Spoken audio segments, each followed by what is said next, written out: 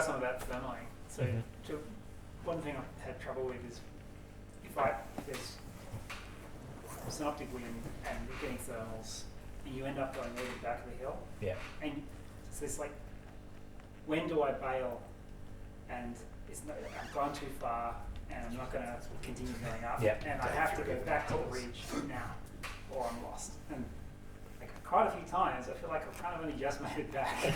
And like you find that because you'll go up in the thermal and then fall out the bottom and then trying to turn around and come back to the ridge, you get stuck in the sink. And you can't get back in to the lift. Yes. And you're nervous and the sphincter's getting... Yeah. And a couple of times I just think, what I've not got yet is just, what's the trigger point where I say, it's not going to work, turn around and go. Well, it sounds like you've got the trigger point in that you've managed to make it back on all those occasions. Yeah, to a certain degree. I'm not sure how that was just I'll throw one thing into the mix there, in the sense that stronger thermals go up more vertically.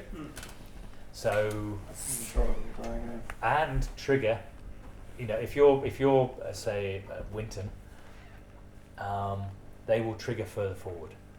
So if you've caught a thermal up here and you've been drifted back, then when you're back down on the ridge the next time, you should actually start looking for the thermals maybe a little bit further forward, and then take it up and see where, because that it triggers early. It doesn't trigger earlier. It triggers the same point. Yeah. But because it's stronger, its vector is in front of the hill. So you've worked out. If I go up here, I had lots of those. So that was lemon, right? These things, isn't it, the one near the highway? Yeah.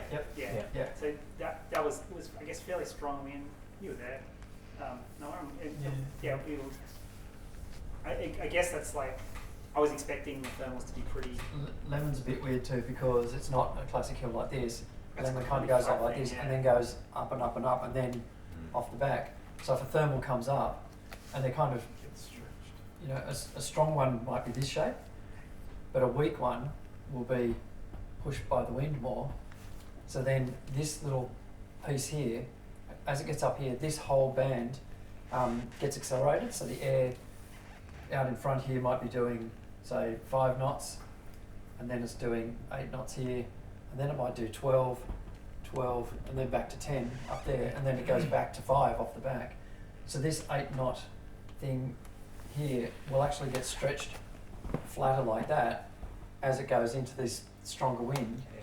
So if you're thermaling in that, and if you're in a climb that's not super strong, you'll probably just follow the terrain up almost. But a strong thermal, that's the thing to lemon, just for you, for that one. There's a towel there. So that lemon, sometimes you get air trapped below a thing. So I was up there with you, Pete, and Pete, saw this little disturbance in the grass. So a lot of the people were fine and they were thermaling up here and they were shit, You get this far up and you get drifted back and whatever else. This was your flight. And then somewhere down here there was a thermal that was going to be breaking off in the paddock, and suddenly Pete got really excited and laid out, and the thermal crept across here and then released. And that one went up here. But it was, every other thermal was breaking off maybe starting 50 metres below the one just off the hill, whereas this one had clearly triggered down there. So you're looking for those subtle differences. When you say triggered, what are you looking for? In this case, there was wheat and stuff down in the paddocks, and you saw almost the whole, the swirly gig of a thermal coming across the paddock. Yeah, okay. Classic one would be at Winton. When it's a long grass at Winton, Yeah, or before you get to that point, you're there at launch, you laid out, and you're looking. A thermal comes up, you feel the whip breeze, but the trees 10 metres either side haven't moved. Yeah. That's nothing. Or you look down and you see something that starts right down in the bottom, below the trees or through the first trees, comes up, it hits you, and it's still happening down there. Yeah. So that's a sustained one, and it's wide. It's that tree and that tree going. And it's Oh yeah, right. So you What we in terms we get lots of little bubbles, Yeah. and often they are literally a round bubble that's just kind of rolling along, still attached to the ground, and then it'll get to the tree line here or this corner of the hill, and it will break off, and it feels like a thermal, but it is just like this little ball that kind of goes up and actually kind of donut shaped. But the good ones, you'll feel the wind stop before it gets there because Yeah. it's actually so strong. Drawing it that that way. Yes, drawing back Yeah. from all directions. So it's actually stopping the wind Yeah. like by pulling it back. And any meteo wind, it's so strong, it's like its own unit. The wind diverts around it. So anytime you feel the wind stop, you know that any second now, like the thermal's going to be good. But yeah, you're, especially early in the day, you really need to see it backed up. Like you can see the trees moving in the grass. Even if you can't feel anything yet, you'll see it. But if there's only that one tree or that tussock moving, that's just a pissy little bubble. Yeah. But it means that something else is going to go, because quite often those little bubbles will break off and at least get the air moving, and that will start to pull in bigger thermals, and then a couple of like smaller ones might pull together.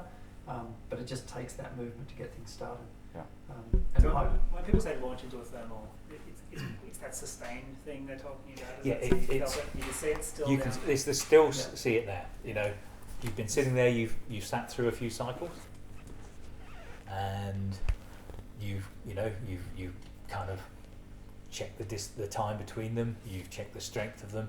You've checked and seen what's moving, and if it's a short one and nothing happened. So it's just building that little picture in your head.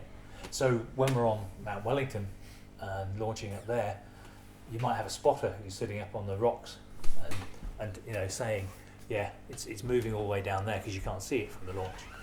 But it's, yes, this is a big one. Well, how the fuck do you know it's a big one?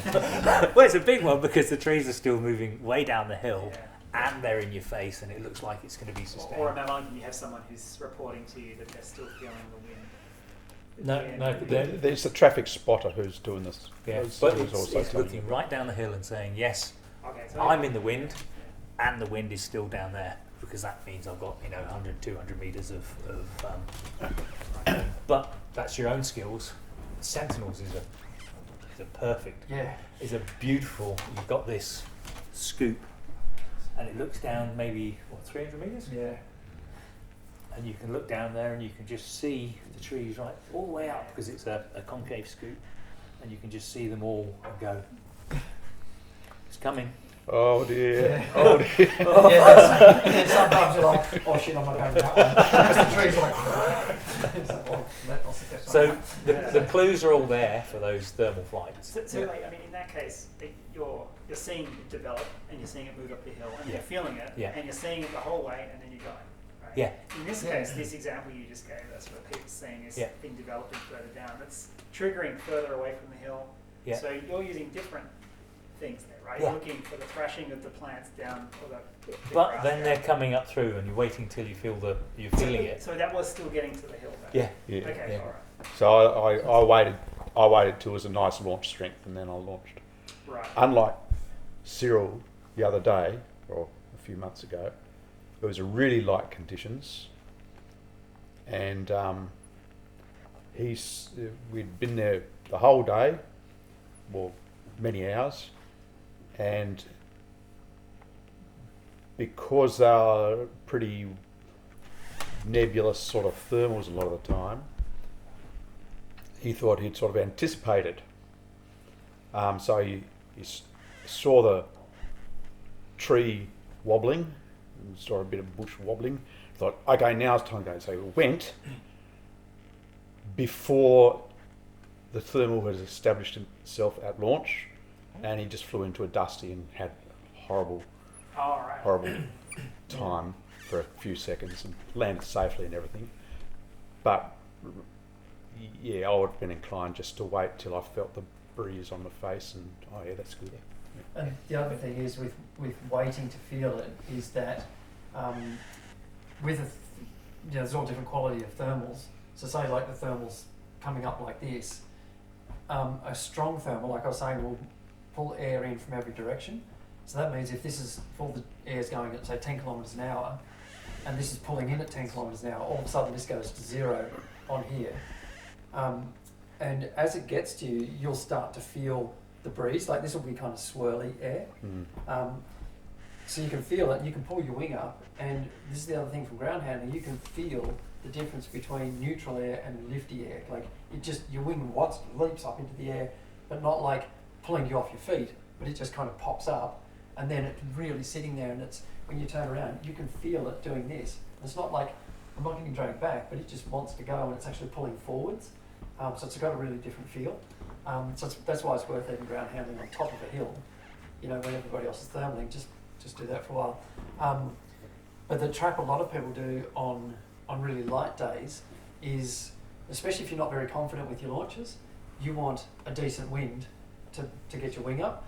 So they're waiting until this thermal's gone through, and then it's here, and then it's drawing up here. So suddenly there's 20 k's of wind here, which is really nice, feels nice and strong to lift your wing.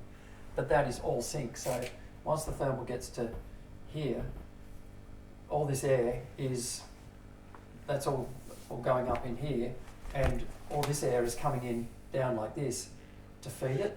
So then you're launching into all this down air, rather than if you launch when it's just getting to you, and all the air is actually coming up like this to feed into it. So you're in really good lifty air, And and you that actually means feel the change in temperature.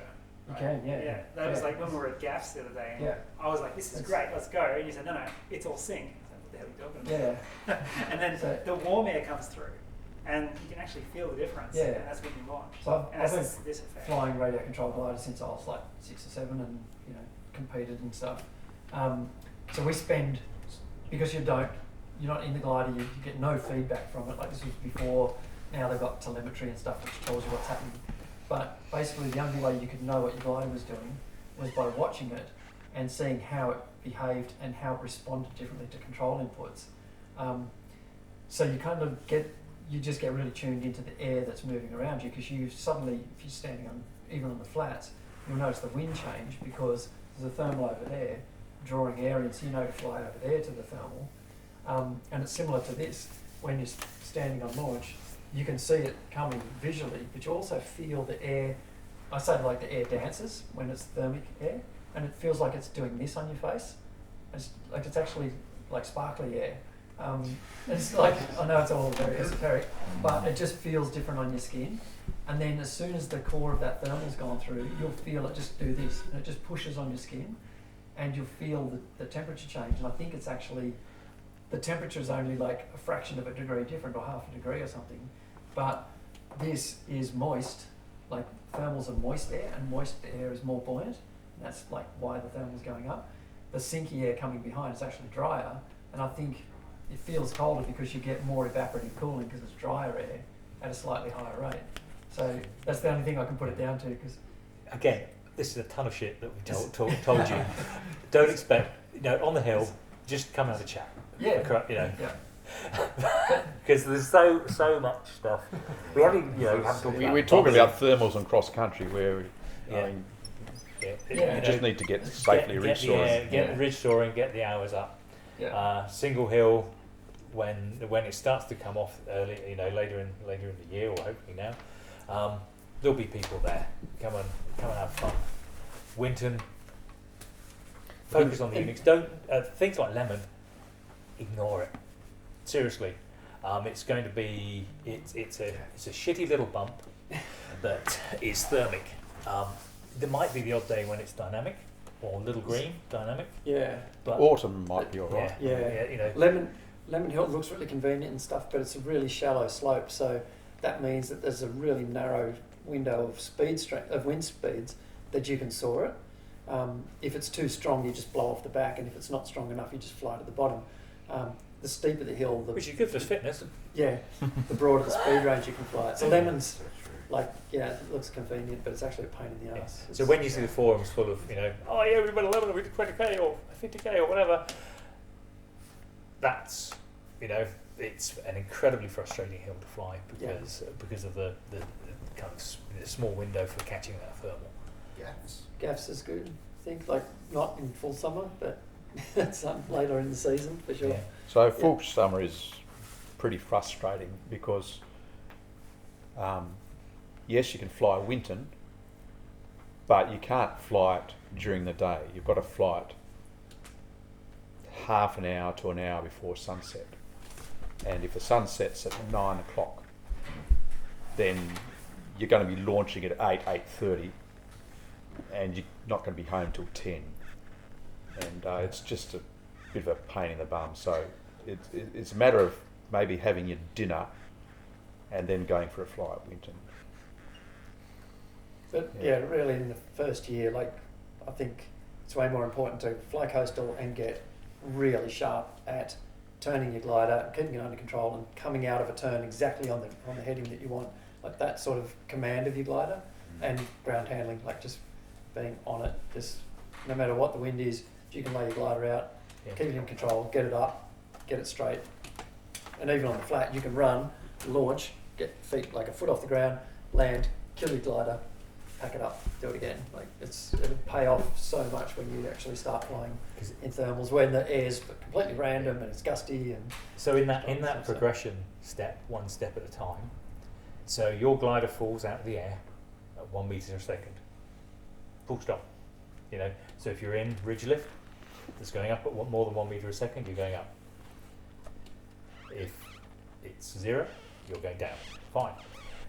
Once you start saying I'm going into thermals, then a thermal might go up anything between a nice thermal, 2 meters a second, beautiful, nice, gentle thermal, 2 meters a second. Ratty thermal, 4 or 5 meters a second. Shit scary thermal, 10 meters a second. So if, in terms of those skills progressions, if you're not happy coming down at 10 meters a second, don't go into something that's going up at 10 meters a second.